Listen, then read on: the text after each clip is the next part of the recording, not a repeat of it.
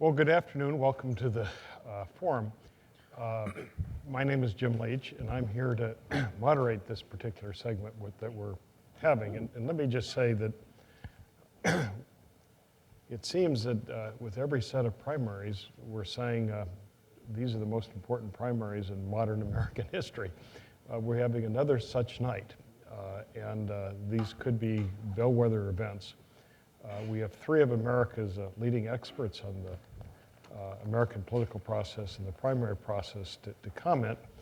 And the only thing I will say before introducing each of the three is that one of the wonderful things about this election is that the only experts in the American public were all watching. And so nobody actually knows what's going to happen this evening until some of the numbers come in. And even then, as will be explained, I'm going to ask first Jonathan, some of the numbers coming in are still going to remain a little bit inexplicable after the result.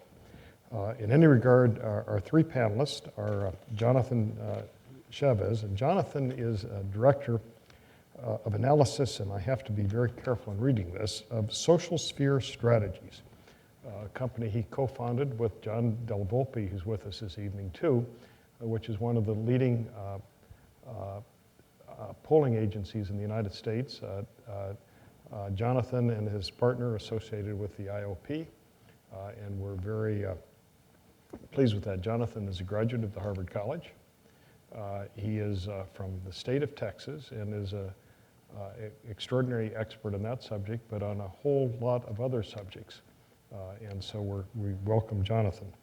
Also with us is Lois Romano, who is one of the most respected reporters with the Washington Post, who's a fellow at the IOP this year.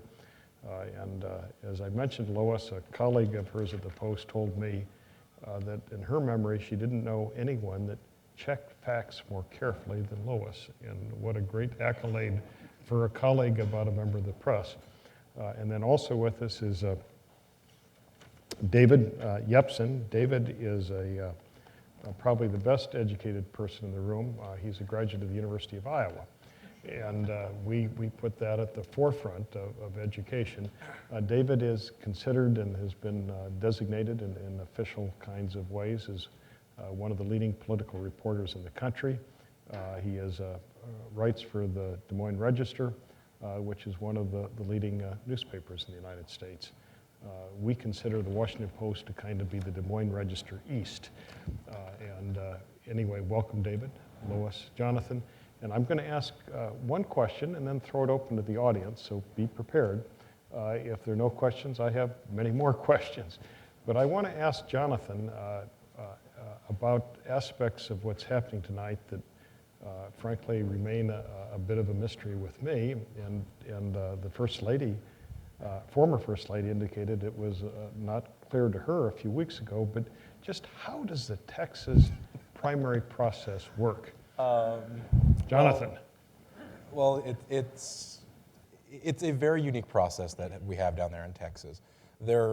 We call it the Texas two-step, or that's what the media sort of dubbed it in the last couple of days. It's actually 3 steps. First thing's going to happen is a primary that's going on over the course of today, and has actually been going on basically over the past 2 weeks. We have very liberal early voting laws in Texas, and so a lot of people have turned out early. Some people are estimating as high as 40, 50, 60% have turned out before today.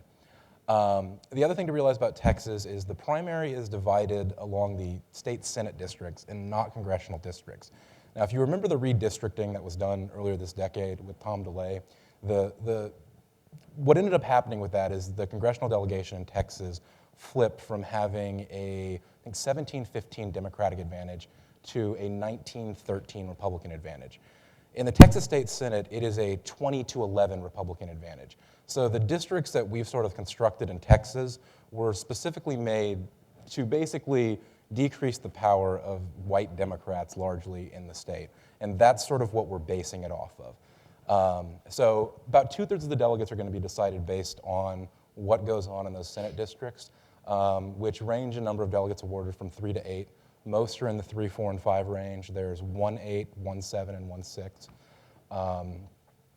The other delegates are going to be awarded at caucuses, which are happening tonight at 7:15 local time, 8:15 local time out in El Paso, which is one of the reasons we're going to have to wait is because part of Texas is in Mountain Time. So we'll be waiting for that. Where delegates are apportioned based on Senate districts, just like they do in the primary, except we're doing it off the caucus. We also have uncommitted pledge delegates in Texas, which means that there is a small selection of, I think, 32 who will be awarded based on the results of the primaries and caucuses, but are not pledged going into the primary convention to a specific candidate in the way that you think of it. So it's going to be a while before we actually know what the specific delegate take is going to happen in Texas. Suffice it to say, though, Texas, more than any other state, has the opportunity for the popular vote and delegate count to be wildly different. Because of growth patterns in certain Senate districts, you know, the 8th and 12th Senate districts up in sort of the North Dallas area have grown by 35% since 2000, and they sort of haven't been reapportioned. So there could be potential large voting blocks that are going on there where the delegate math and the popular vote math don't match up, and you could see two different campaigns, both claiming victory, coming out of Texas. Well, thank you, John. Do you guys want to comment or just throw it over? Well, I just had a question. Is it true that the Senate districts, because of the way the vote has come out in the past in Texas, there are more African American districts than there are Latino ones, and that you think this may work toward Obama's benefit? Well, I think it will, because it's not so much that there are more African American districts than more Latino districts. What it comes down to is the apportionment formula that we used is based on the 2004 presidential election results and the 2006 gubernatorial election results. One of Bush's keys to victory in 1994 and 1998, and continuing on, was his ability to attract over those swing Hispanic voters. So when you look down at the Rio Grande Valley in the 2004 election, he did disproportionately well among Hispanic Democrats down there, which sort of decreases their importance in the delegate math that the Democratic Party does.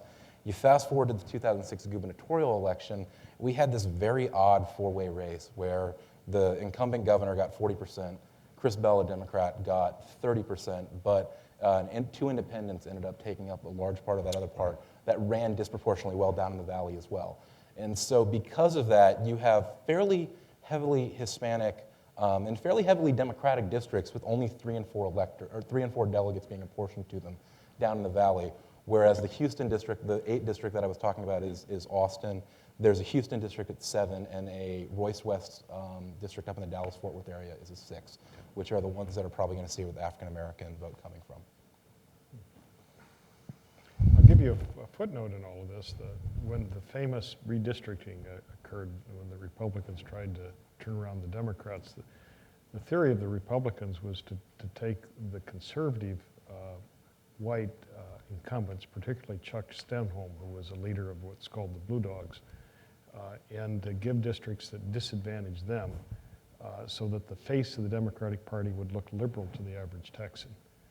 And so it was kind of a mischievous, unintuitive thing that the Republicans wanted to erase those closest to them philosophically that were Democratic rather than furthest from them. And it's a classic redistricting set of stories with lots of other aspects to it too. Well, let me first turn, and I've got a lot more questions, but do any of you have a question of your own? We have a microphone here and over here and several upstairs. Once you come to the mic, I think it's better, please. And you're welcome to line up at a mic. That's kind of an easier way to, yes, please. I have a very simple question. question. Would you first introduce yourself? Yes, I'm Janet Plotkin. I live in Cambridge. Yes, I have a very simple question of Jonathan. Are the people in Texas aware of this, the way things happen there in terms of the primary, and you know whether their vote really counts or not? I think to some extent they are. I think that I don't know if they're aware of the intricacies of the system and the way that the system is potentially set up in a way that could cause this skew and votes in the way that could happen. But if early voting numbers are any indication, there's going to be big turnout among Texas Democrats. And it could actually be, I think, the first state this election cycle where the number of Democrats who turn out is actually more than the votes that Kerry got in the 2004 election, which would be, you know, an interesting thing to see happen. Pew had a poll that was released yesterday that showed Texas matchups with McCain and Clinton, McCain and Obama being fairly close. don't think it's necessarily going to be in play in the general election, but there is definitely sort of Democratic excitement building in Texas, particularly on sort of the local level in attempts to take back the State House. Sir. Thank you. My name is Patrick Kelly. I'm at the law school. Yes. First off, I'd like to wish Mr. Chavez a very happy birthday. And 25th, I want you to. yes. And secondly, I have a question for all of you. What do you think will be the reaction of the general electorate if the Democratic National Committee and Howard Dean manage to broker a compromise and choose a candidate before the convention? I don't think that will happen quite the way you stated. I think what we are likely to see is this race will evolve to the point where a winner will become apparent prior to the convention. I think tonight we're all watching very closely the popular vote, but in a sense, I think based on what we're seeing from some of the exit polls, the close nature of the race, that in fact Barack Obama will come out of this with still a nice lead in delegates won. She is not winning by the blowout margins that she needed to get back into this. If that happens, I think what you're going to see is a continued march, if you will, of some of these superdelegates toward him, that he has proven his viability, his sustainability, he's winning, he's leading in polls, and this is the sort of thing that politicians like these superdelegates were put there for. Let's get a winner, let's find a candidate who can go the distance, and if he's able to establish that and she doesn't have some dramatic victory tonight, which I don't think is possible, and I'm talking about the delegate victories, all right? That's what I'm looking at tonight, not these popular votes that'll be all the bells and whistles early. Then I think you'll actually see a situation where the pressure may increase on Hillary Clinton to wrap it up, to go out with some class and some style, and if she has a victory or two tonight, that's a good way to go because it doesn't look like you're being carried out. You can say it's just mathematically not there for me. Well, I doubt very much that's going to occur, David. I think she's in for quite a while to come. I agree. I don't think she's going anywhere. She keeps moving the goalpost, and Bill Clinton said 2 weeks ago that she was going to get out if they didn't win these two primaries, but today she's saying it's a long fight. The only people that are putting pressure on her right now are the party leaders, but the Washington Post has a poll out today that says by a 2-to-1 margin, the voters want them both to stay in. Now, I think as one of my colleagues wrote today, when you keep moving the goalpost, you do run out of field eventually. And at that point, she will definitely have to get out. But I don't think she's going to get out right away. I mean, particularly if these primaries tonight are close, and I suspect that they will be. But neither do I think that the party leaders are going to broker anything. It's going to have a natural evolution. Can I just add on to this as a question? Has the role of the superdelegates and how you campaign against superdelegates changed the nature of the primary process? I don't think it has. I mean, the only thing that's changed is that right now is that they're under an enormous amount of pressure from Bill Clinton. But in previous years, they've never really mattered, and I don't think they want to matter. I don't think they want to decide this election, and they don't want to have Bill Clinton on their phone every day. So it hasn't really changed how people are campaigning. I will say this, though. I think that the Clintons, their fervent hope is to get to the convention and have the superdelegates, you have to decide on the floor because they believe they can run the floor if that happens. I think the Obama people and many of Obama's supporters are very worried that these superdelegates are just all going to be rigged for Hillary Clinton, and somehow the voice of the people is not going to be heard. I think the opposite could occur.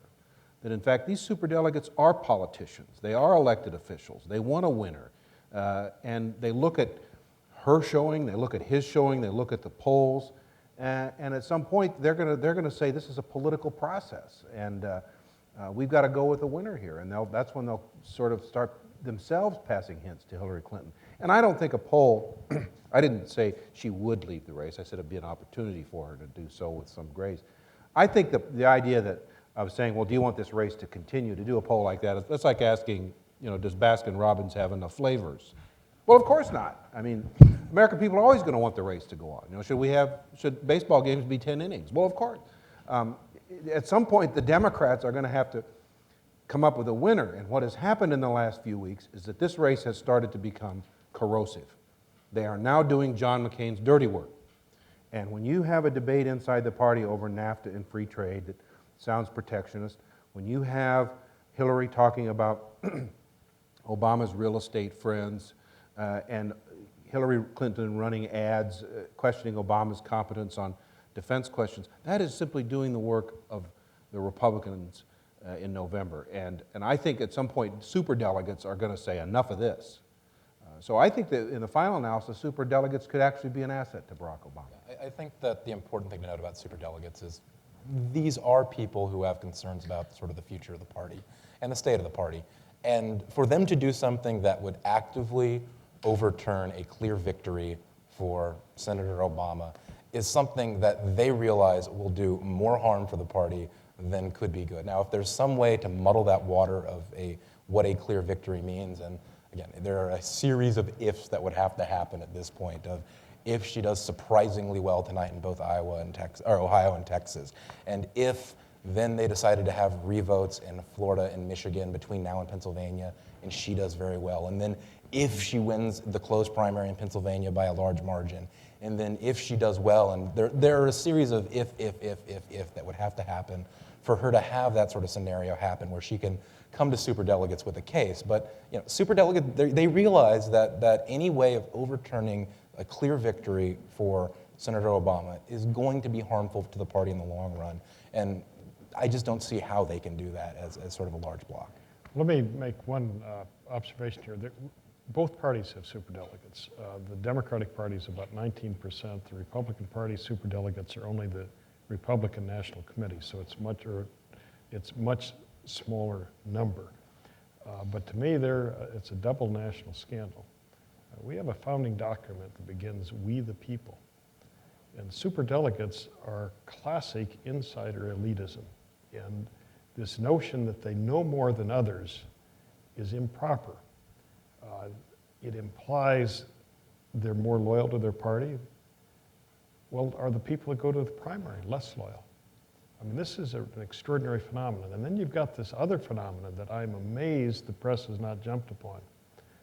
And that is the superdelegates have been receiving campaign contributions from the candidates, almost $900,000 on the Democratic side. And isn't the notion that if you're for someone, you give them money, it's not that you reverse it.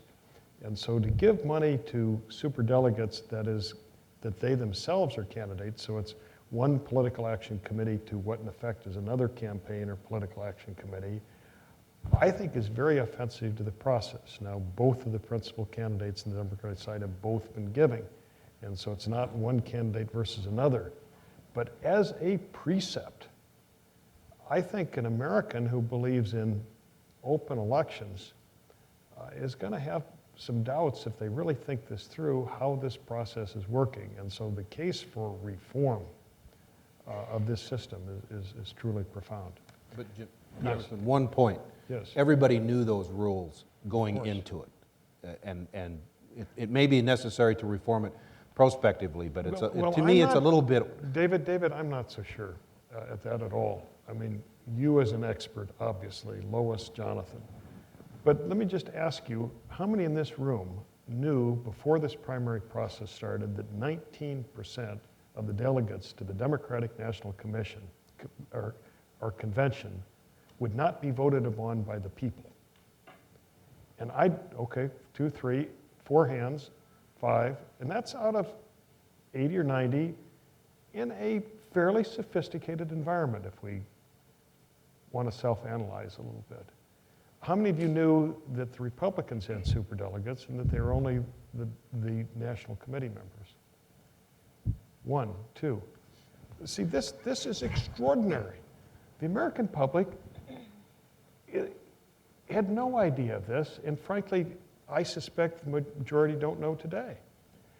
This is an aspect of an American democracy that has to be looked at. The primary process To the credit of this country, this is really much greater participation than we've seen in recent years, and this is fabulous. But it is the most under-analyzed part of American democracy, and I think is the part most in needing to change. It's not a democracy, though, but we can debate that. I think one thing The to note. Republic. I think one thing to note in particular about Yes. that is on the Democratic side, and this has been written about since 1991. The Democratic delegate selection process is tailor-made that if you have a close election between two candidates, it is almost necessarily going to come down to superdelegates, simply because of the way the apportionment works by congressional district. And this was a system that was set up after the 1988 election, when Jesse Jackson and Michael Dukakis sat down and decided to come up with a better way of sort of representing proportionally some of these congressional districts. And what ended up happening is you have so many of these districts have 4, 5, and 6 delegates being apportioned, where it's very difficult in two candidate races to run up wide margins enough to really break away from the pack by significant margins that you're going to get outside the realm of those superdelegates. That's not saying that it's an unfair of what's been going on in this election, but this is the first time that we've really tested the system, that the system that was put in place after those 1988 reforms has really come through to fruition. And I think that what we're seeing now is there are certain things that may have unintended consequences that after the process is over, the Democratic Party should go back and say, let's look at some of these things and let's think rationally about whether or not our process really did what we intended it to do. They do that every 4 years. Yeah, so. Sir. Hi, my name is Thadun Singh. I'm a sophomore at the college, and I had a question about the idea that Obama is seen as basically like a messiah by his supporters. And the Washington Post cited that 5 people have fainted at his rallies in September. He gets applauded when he blows his nose. And how do you combat that? How do you combat someone who can't do anything wrong? I mean, he can make up things about NAFTA and do other things, but without looking at the economics of it. But how do you combat that? Personally, I don't think you do. And I think that Clinton's best moments in this campaign have been the moments where she hasn't been trying to wage the campaign on those sort of things. It's been the moments where she's been trying to speak in her own voice, getting outside of the Mark Penn, Harold Ickes shell, and allowing herself to wage a campaign on the issues that she wants to talk about. She's never going to win that battle. And she's never going to win a battle with Senator Obama where it becomes a negative campaign. And when the tone and tenor becomes that, she's playing right into his point. What she has to do is try to make the case that she is the one who, not just experience, not just knowledge, but is actually the one who's putting forth an agenda, more so than he is, and that you have a better idea looking at her of what you're going to get over the course of the next 4 years. So, that dynamic has been defined in this race, and I don't think it's necessarily good to try to attack that and sort of take it out at its kneecaps. Instead, what it is, it's trying to honestly run your campaign in the best way possible, because one of the things that we've seen is that increasingly, not just voters, but consumers really detect honesty and really are detecting sort of falsehoods in advertising and their public figures in corporations and things like that, that a smart candidate is going to realize that, take that, and use it as a core of their political campaign and strategy. Lois? I agree. I don't think she could have seen this coming at all. I mean, I think a year and a half ago, she probably thought she would be in a primary situation with a white political candidate man. And this just came really like a tsunami at her. And I agree with Jonathan. Her best moments came when she was, really being herself. Moments like Saturday Night Live, which I think played very well. But she managed to use that also to her advantage, making jokes about it. And I think actually the media has been a little harder on Obama in the last 2 weeks because of that. And she did, she actually did land a few blows in the last week. She had the ad. She got some traction on NAFTA. She got lucky that the ResCo trial started on Monday. But she can't be overly negative. I agree with Jonathan. The public just doesn't want that right now. I want to just defend journalists real quickly here on being tougher on Obama in the last couple of weeks. This is a natural part of the process. Right. That when candidates become, prominent and look like they're actually going to be the one who potentially is a nominee, that's when the vetting occurs. If the full vetting had occurred with Obama back in Iowa, people would have been saying just the opposite of why is the media attacking and tearing down someone who is not the front runner. So I think that, yes, there has been a change in tone of the coverage of Obama in the last couple of weeks. That's natural when someone emerges to this point in the process. But it is important to realize that events have driven much of that. I'm not sure Saturday Night Live did. I thought it was very funny. But, I mean, you've got the Resco case that's happened, and Obama, there are still pieces of that have not been laid out. I mean, we find out he actually did a tour of his home with this guy, but where did that come from? And then this whole episode with his chief economic advisor meeting with people from Canada and saying something about that apparently was different from what he's saying on the stump. And first they denied the meeting occurred.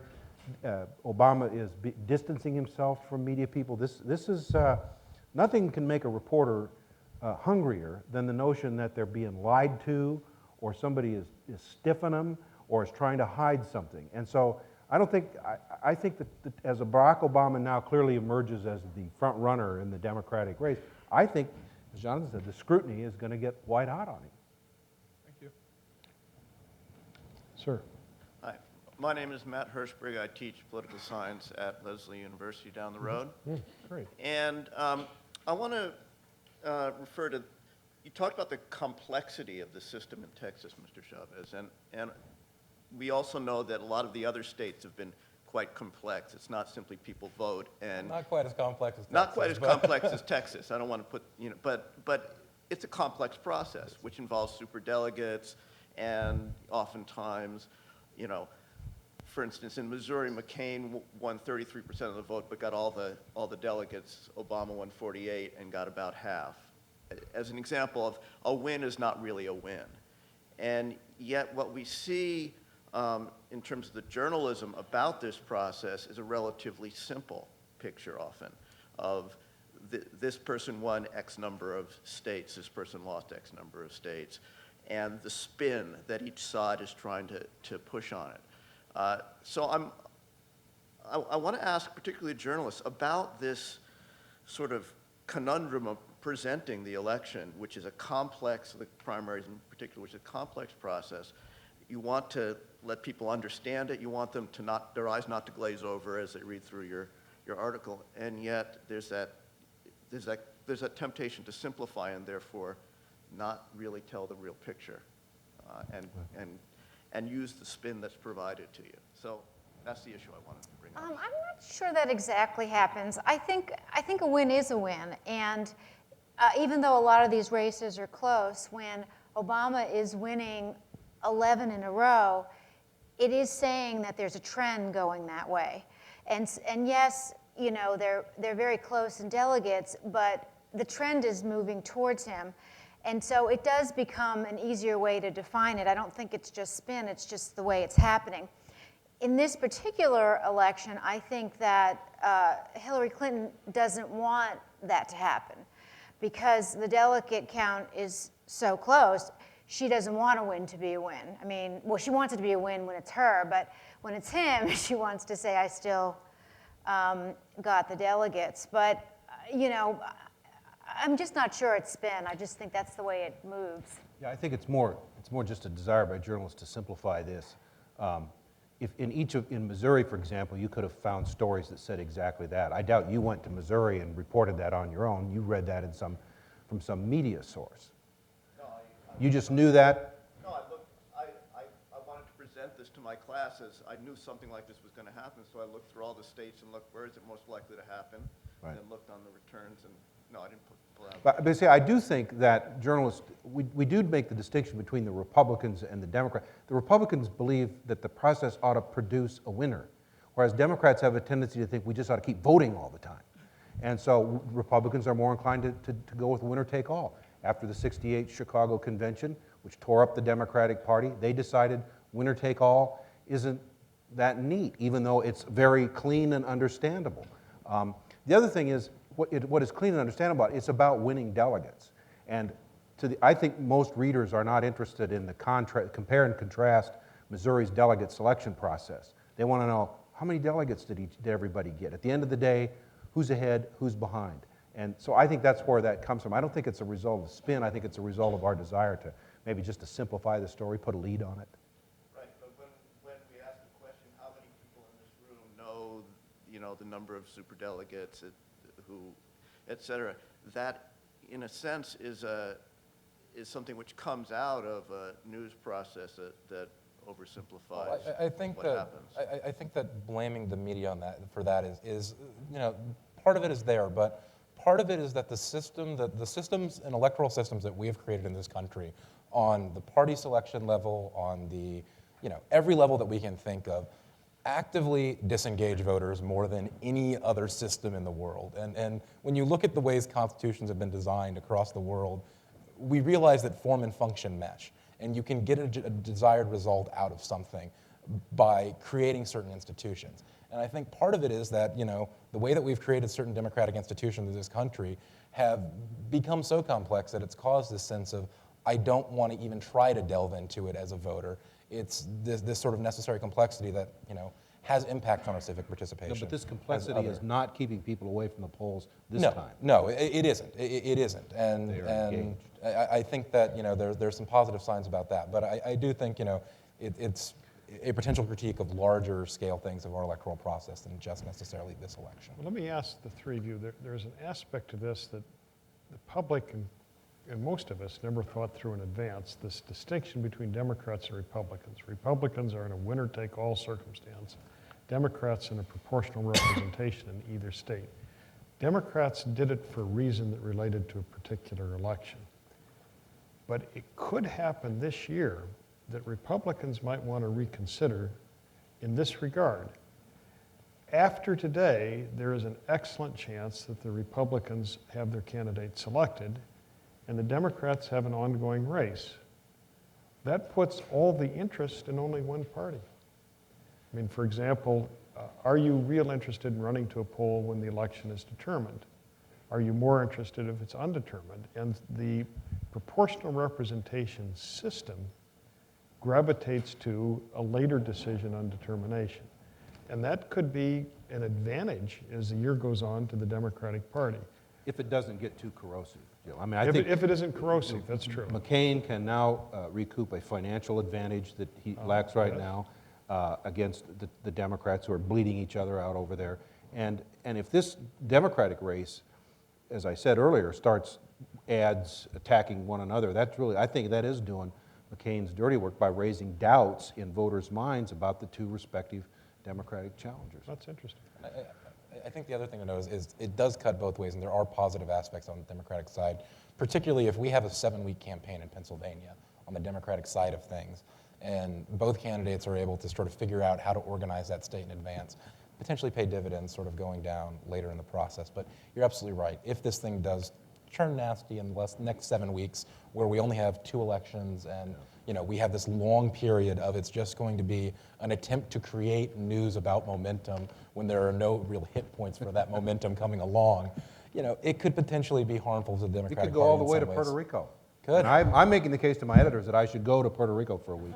And we started the race in Iowa, and I want to bookend it with coverage of the Puerto Rican primary. Okay, here is the deal. We're going to turn on the TV in about 10 minutes, and I want to go to at least 2, and maybe if someone else wants to come, I'll go to you, sir, and then to you. Go ahead. My name is Rasmus Bertelsen. I'm a research fellow here. My question is about the corrosiveness of this continued race between Clinton and Obama, because I'm thinking about that whoever is the nominee we can expect that the Republican Party will dig up whatever dirt there is to dig up, and some imaginary, and use it. So why is it particularly damaging that Clinton or Obama find some dirt about each other now when we can all expect that dirt to come out eventually? It's one thing for McCain to air a red telephone ad. It's another thing for the Democrats to do it to themselves, because McCain's attack ad will be simply showing Hillary Clinton's ad about Barack Obama and saying, see, even the Democrats are doing it to each other. You'll notice Senator Clinton is very careful not to say Barack Obama is unfit to be commander-in-chief. The reason she won't say that, even though that's everyone believes that's what she believes, is it would be used against, it would be seen as disloyal and unhelpful. But I agree with you. A good, healthy primary does vet all the candidates. Democrats are entitled to know the warts about the people that they're voting on, and that's the great trade-off that the two parties have have to weigh when they are going through a nomination process. You just can't let it become so ugly that you provide ammunition to your opponents or the supporters of the losing candidate stay home. And the passions are running pretty high on both sides, and particularly on Obama's side. And if he's denied the nomination, I think there will be Obama supporters who will say, I'm out of here. I'm not participating. To heck with it. It was rigged. Very cynical. Sir. Hi. It seems as though a big part of Senator Obama's success so far has been victories in Midwestern states and in some of the Plain states, starting with Iowa, of course. I was wondering, to what extent do you think that the fact that Obama is on the more pacifist side of the Democratic Party and the Midwest and the Plains have this sort of pacifist tradition, do you think that played a role in his success there, number one? And number two, if there is an Obama versus McCain matchup, do you think that such a clear contrast between someone who's on the more pacifist side and someone who's on the more hawkish side could put some of those Midwestern states and some of those Plain states in play for Senator Obama? Yes, to both your questions. I mean, I do think the Midwest has a pacifist and isolationist tradition. Senator Obama's from the Midwest.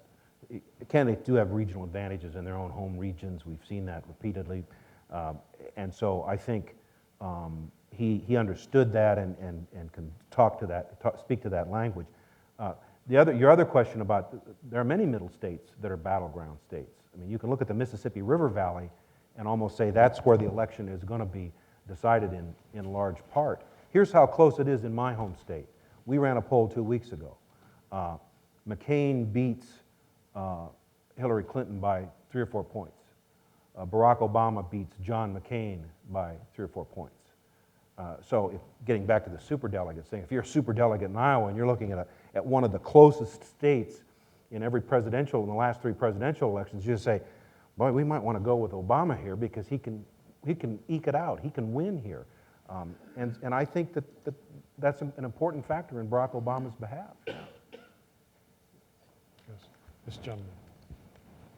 Xander Marcus, I'm a junior at the college. I had a question about the voiding of the Florida Democratic primary. I was wondering if you thought there would be any fallout, presuming that Obama wins the Democratic nomination, in the general election where you have a bunch of Democrats who voted for Hillary Clinton and their votes didn't count, and what you thought about that. I think the DNC is going to come up with a solution to Florida. I don't know what it is, but I cannot imagine a situation where Howard Dean is going to say, we are not allowing Florida delegates out there on the floor. Whatever it is sort of the first thing. The second thing is Florida is going to be a tough state for Senator Obama. Tougher than it's been for a couple of Democrats in the last couple of election cycles. There are certain economic trends that are going on there, certain population trends that are going on there that are making it look more and more like a Republican state than it has been in the past. So Florida is going to be tough no matter what. Could this be a factor in there? Yeah, if we did get to the floor and it became a credential fight and the Florida delegation wasn't seated, potentially. But I cannot conceive of a scenario where that happens, where we get to a credential fight with Florida. I just can't see that happening. We're going to make this the last question. Ma'am. Yeah, my name's Sandy Singer. I'm a local lawyer. I wonder if you could just comment on the stiff factor, to use the term. Hillary has it and John Kerry has it. They're just not charismatic and warm and fuzzy. And there are people who are not well educated who vote because of who they like. And how significant is that going to be in the election? Well, I think it's been very significant for Hillary because, polls have showed this, for like the last 4 years that she didn't show warmth. And she has done better, but basically she's been blown away by a guy who is just charismatic and vocal and eloquent. And Hillary, interestingly, on a one-on-one is a very warm, engaging, and funny person, but she is not a good politician. I mean, she's a smart politician, but she's not a natural politician, if that makes sense. And John Kerry, who I covered in 2004, was probably the worst campaigner that I have ever covered. I mean, he was just so stiff, and he didn't know how to talk to people, particularly in a larger setting. In a smaller setting, he did a little bit better, and I think it mattered. I think people were not inclined to naturally like John Kerry to start with, and compound that with the Republicans' ability to define him very well. you know, with swift boating and a lot of other things, and the footage of him windsurfing in Nantucket. I mean, they just made a parody out of him. So I do think personality matters, and I think Hillary has had some issues. She has a ceiling in a lot of ways. I mean, people who don't like her are never going to like her, and people who like her do like her. And I think a lot of that is just gut instinct about her. The people who don't know her that we have to be I mean, the people who totally Right. don't like her can't be switched. The people who really like her are with her. It's Exactly. the people who don't know her who, Well, those are the people that she needs to try to reach. and can a person, One sort of caveat with that with Senator Clinton is we have seen over the course of her career, we're seeing it a bit in this election, we saw it in New York, is the more voters get to know her, that positive-negative split tends to fade away. And you have people, when you look at those sort of favorability scores, it's not fair to look at it of 46-46. In sort of the market research industry, the way we're looking at it are sort of those top boxes of very favorable and very unfavorable. And over the course of her career, as people have gotten to know her, we've seen migrations from that very unfavorable towards the somewhat unfavorable. And if those trends sort of continue, there is some sort of ray of light of it not being as a divisive figure. As people get to know her, they get to realize that she is not necessarily what she has been portrayed to be, particularly in some of the parts of the early 90s. You know, what's really interesting, if you look at her favorabilities during the 8 years they were in office, her favorabilities always went up when they were in personal crisis and she was being stoic. When things were going well and she was out there pounding the pavement, her favorabilities went down because people thought she was too harsh and, you know, too table pounding. This gentleman has stood, so I don't want to come off, but let me just add one thing to this. This isn't just personalities. I mean, you've mentioned three very smart candidates, Al Gore, John Kerry, Hillary Clinton. It appears that not only is Barack Obama not a stiff, but he may have the highest IQ of any presidential candidate since Abraham Lincoln. This is an extraordinarily bright candidate as well as a very deaf personality. And that's something I think the American people are just starting to get a sense for. Sir, you had a question. Thank you. Ted Saad, I'm a resident here in Somerville.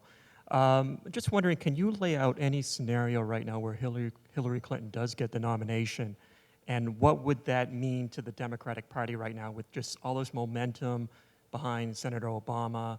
And I mean, would, you know, like you mentioned also the fact that a lot of people from his side would just bail out, would lose interest in the entire campaign.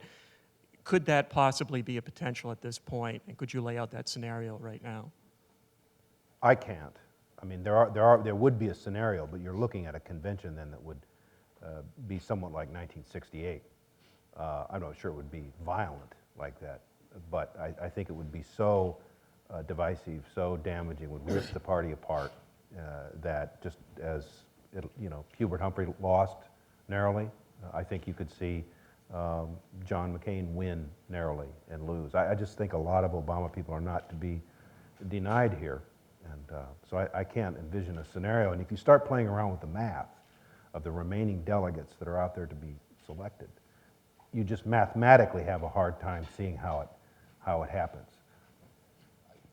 I think the only way that it does happen is, and again, I think it's a very unlikely scenario, but, the reason that she's still in the campaign is because there is a Hail Mary situation at this point, which is, does very well tonight in Iowa, or Ohio and Texas potentially, wins a 10 to 12 delegate margin in Ohio, keeps the delegate margin fairly close in Texas, Vermont and Rhode Island end up basically being a wash, both of them winning +5 delegates in those two states. At that point, in this 7-week gap where we only have, I think, Mississippi and Wyoming voting on the Democratic side before Pennsylvania, the DNC comes in, does some sort of reinstatement of some system happening in Florida and Michigan where she does very well, wins by 20 points in those two states, and if she does that, the margin on those pledged delegates will come back down to being within, she gets back within 100 at that point. If she does well in Pennsylvania, after Pennsylvania, the calendar does start to favor her when you start looking at the delegates and where the delegates are coming from at that point. if they get to Puerto Rico and Puerto Rico has 55 delegates, which is, kind of mind-blowing, but if they get to Puerto Rico and she is within 20 delegates at that point in Puerto Rico and, can pull out a large victory there, get to the convention with momentum within, very, very small number of actual delegates being pledged delegates, that's sort of the scenario she's looking for. Laying that out, I think everyone here understands, and it sounds extremely unlikely, and they're looking at me like, that's not going to happen. Yeah, you're probably right, that is not going to happen. But that's sort of what she's looking, I think, at right now, is if she does have a good night tonight, does win the overall delegate count of what happens tonight, and performs better than expected, I think, in some of those Texas caucuses, that's what she's going to hopefully be looking for, I think. Take a look at Slate's website, just for fun, and they have a very interactive delegate counter. And if you play with the numbers, which I did all day today, and you, in the next dozen primaries or whatever, how many are there left, if you favor her in all of them, she still does not get traction. I mean, the scenario Jonathan's painting has to include Florida and Michigan, and I just don't think that can happen before Pennsylvania. I just don't think, the people will stand for it. I think that, Obama's people will tear the building down. So if even the most favorable structure for her, if she wins tonight and then that carries her and that carries her and that carries her, she still doesn't have it. Then she really needs superdelegates, and then you go to the floor. David. One quick thought, Jim. The two front runners for the nominations are Barack Obama and John McCain. And I am struck by how this process, as convoluted, complicated, ugly, negative, superdelegates, is actually producing an election that is exciting the American people. It will produce two candidates who have high favorable ratings on both sides. They are seen as people of character, and there are clear divisions between them on issues. Barack Obama, the most liberal senator in the Senate, according to the National Journal. Clear position on Iraq vis-a-vis John McCain. Clear position, differentiation on tax policy. And I look at this and I think after all we've been through in our politics, this is kind of refreshing. We're going to have a real upbeat choice. Americans will not be voting for the lesser of two evils in this election. Well, I want to thank you all, and let me just say that tomorrow night, Harvard Square's homeless shelter is going to have a 25th anniversary here in a forum. Next Monday, we'll have John Howard, who is the former Prime Minister of Australia, who's going to speak about the United States and China. And then next Wednesday, we're going to have Zippy Livni, the Vice Prime Minister and Minister of Foreign Affairs of the State of Israel. So we'll have a busy week next week, too. Thank you all very much. Now we're going to see what's actually happening, because the polls have closed in Ohio, and maybe we'll get some early returns. Thank you all.